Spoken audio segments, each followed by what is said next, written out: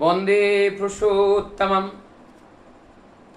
31 मार्च 1952।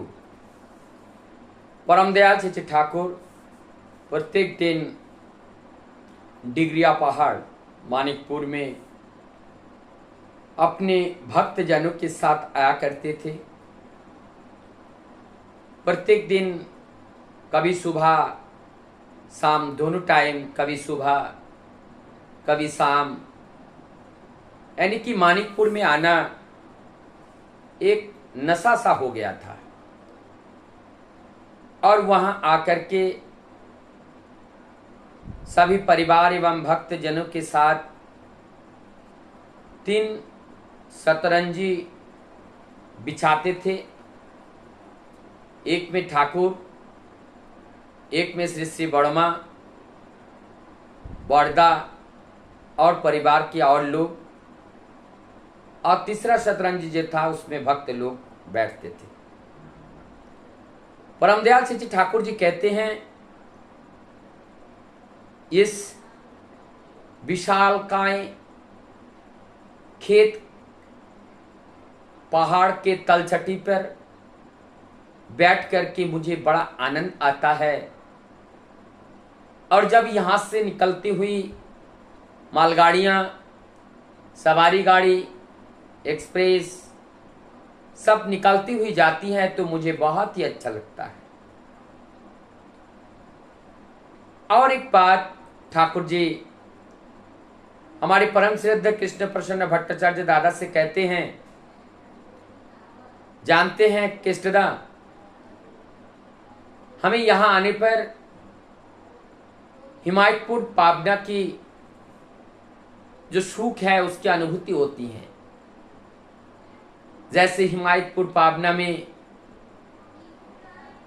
नदी का इस पार से उस पार तक दिखाई ना देना, खेत खलियान, बड़े बड़े मैदान दूर दूर तक देखना, ऐसा कुछ स्वभाव हमें इस डिगरिया पहाड़ के तलछटी में देखता है और मैं वही आनंद उपभोग करता हूं।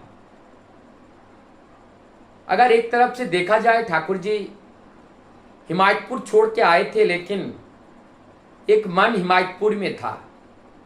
हिमायतपुर को बहुत प्यार करते थे। वहां के जमीन, वहां के पेड़ पौधे, पशु पक्षियां, वहां के लोग, सबको ठाकुर जी बहुत प्यार करते थे। किसी भी कारणवश जब चले आते हैं, उसके बाद उसी तृप्ति को निवारण करने के लिए, उस तृप्ति को, उस तृष्णा को मिटाने के लिए आज वो डिगरिया पहाड़ भक्तजनों के साथ, श्री बड़दा के साथ आते हैं। ठाकुर जी कहते हैं, बचपन से ही हमें गाड़ी देखने का बड़ा शौक है। तभी मैं यहाँ आता हूँ तो मुझे बहुत अच्छा लगता है। पास में बैठे हुए हैं हमारे परम श्रद्धेय कृष्णदा। ठाकुर जी बुलाते हैं, बुला करके बताते हैं, आप हमारे पास आओ, कृष्णदा हमारे पास आइए, मैं आपके गोद में अपना सिराना रखकर मैं थोड़ा सोता हूं। हमारे परम श्रद्धेय कृष्णदा आते हैं, ठाकुर जी अपने सिर उनके जांघों के ऊपर रखते हैं। ठाकुर जी सिर में अपने हाथ लगाकर मंद मंद आवाज में बातें चल रही हैं। अब इसी बीच में जो भक्त लोग थे, उनमें से एक भक्त ने ठाकुर जी से पूछे, ठाकुर हमारे जो चित्त है वो स्थिर कैसे हो सकता है? चित्त स्थिर करने का उपाय क्या है? वही प्रश्न घुमा फिरा के एक ही बात, चित्त स्थिर अर्थात अस्थिर है चित्त, और चित्त में अस्थिर का जो रूप है वो कौन है? मन। तो मन को स्थिर करने का क्या कार्य है? मन कैसे स्थिर हो सकता है? मन स्थिर करने के लिए मन को एक चीज पकड़वा दो और उससे ना छूटे, मन स्थिर हो जाएगा। चाहे वो इधर उधर कहीं पे भी जाए, मन किसी को और ग्रहण नहीं कर पाएगा। जब एक को ग्रहण किए हुए हैं, दूसरे को ग्रहण कर ही नहीं सकते हैं। तो ठाकुर जी यहाँ पे कहते हैं कि एक के साथ अनुरूपती, एक के साथ बांध देना।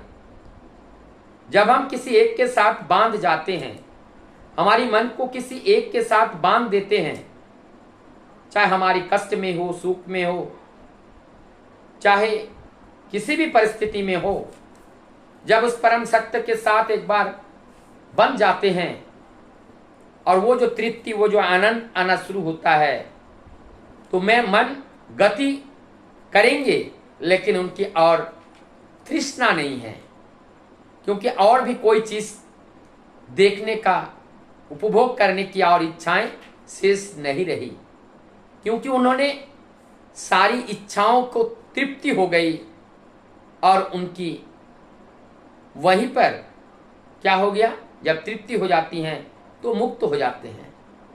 अर्थात उनकी वृत्ति प्रवृत्तियां जो काम, क्रोध, लोभ, माया, मोह, मद, मत्सर्ज या परस्त्री कातरता, कुल मिलाकर कह सकते हैं जो अहंकार हैं, एक आमित्य हैं, एक अपनी स्वभाव शिष्ट भाव से, अपने व्यक्तिगत रूप से जो अपने जीवन में हम पाना चाहते हैं, इन स्वार्थी भाव से ये सारी चीज, ये सारी भावनाएं हमारे अंदर लुप्त हो जाता है। अब हमें पाने की इच्छा हमारे अंदर जागृत नहीं रहता है, मन पाना नहीं चाहता है, अब तो केवल खोना चाहता है, पाने की इच्छा नहीं करती हैं। तब क्या हो जाती हैं, तृप्ति हो जाती हैं, मन शांत हो जाता है, मन स्थिर हो जाते हैं उस एक को पाकर। जैसे भूखे सांप, वो अपने शिकार के लिए मेढक के पीछे पीछे दौड़ते हैं, लेकिन मेढक जब पकड़ लेता है, उनके मुंह में जब मेढक आ जाता है, अब सांप हिलता नहीं है, वहीं पड़ा रहता है और उसी को खाता है, वही आराम करता रहता है।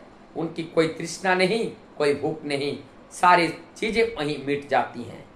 तो हमारी इस जीव देह का जो तृष्णा है, वो तृष्णा जब परम पिता को पाकर, उनके आस्वादन करके, उनके स्वाद को चख कर, जब हमारी इंद्रियां तृप्ति हो जाती हैं, इंद्रियां शांत हो जाती हैं, उनको भूल ही नहीं पाते हैं, उनको लेकर के निरंतर चलते रहते हैं।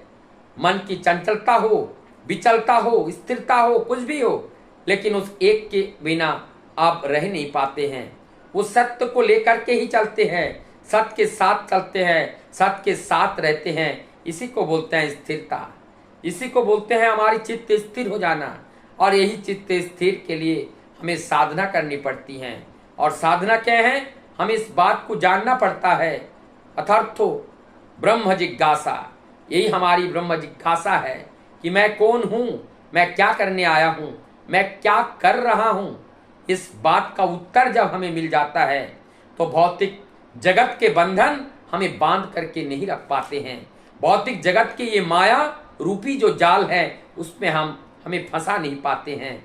तो हम क्या हो जाते हैं, बंधन मुक्त हो जाते हैं, चिंता मुक्त हो जाते हैं, चित्त हमारी स्थिर हो जाती हैं और परम आनंद की अनुभूति होने लगती है। बंदी